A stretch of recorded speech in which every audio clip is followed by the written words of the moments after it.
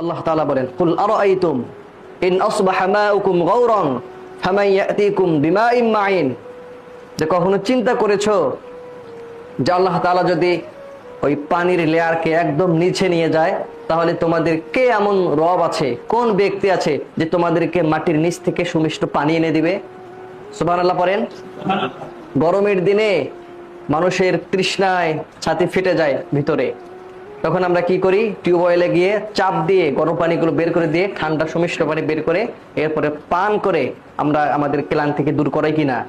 করাই। কিন্তু যদি এই পানি না থাকতো, সুমিষ্ট পানি যদি আল্লাহ রাব্বুল আলামিন এই সিস্টেমে আমাদেরকে না দিত, অন্য কোনো উপায় হয়তো যদি দিত, তাহলে কেমন হতো বলেন? কে পানি এনে দেবে আপনাকে আমাকে? আল্লাহ ছাড়া কেউ আছে? তারপরেও কেন আমরা আল্লাহ রাব্বুল আলামিনের ইবাদত করি না?